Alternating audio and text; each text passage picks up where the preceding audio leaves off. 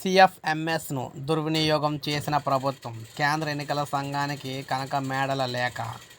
ఆర్థిక లావాదేవీల్లో పారదర్శకత, జవాబుదారీతనం, సమర్థత, నియంత్రణ కోసం తీసుకొచ్చిన సిఎఫ్ఎంఎస్ కాంప్రహెన్సివ్ ఫైనాన్షియల్ మేనేజ్మెంట్ సిస్టమ్ను వైకాపా ప్రభుత్వం దుర్వినియోగం చేసిందని తెదేపా ఎంపీ కనకమేడల రవీంద్రకుమార్ ఆగ్రహం వ్యక్తం చేశారు. వైకాపాకు అనుకూలంగా ఉన్నవారికే బిల్లులు చెల్లింపు చేశారని ఆరోపించారు.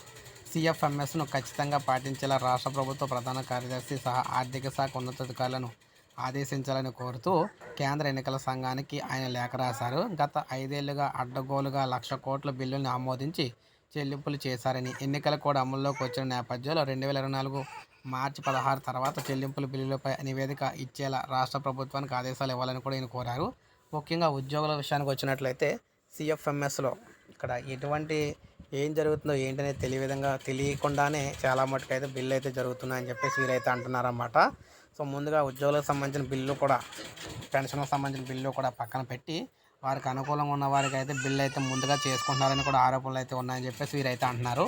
సో మరి ఇది మనకు లేటెస్ట్ అప్డేట్. ఒక లైక్ చేయండి, సబ్స్క్రైబ్ చేసుకోవాలి, మన ఛానల్ సబ్స్క్రైబ్ చేసుకొని ఫాలో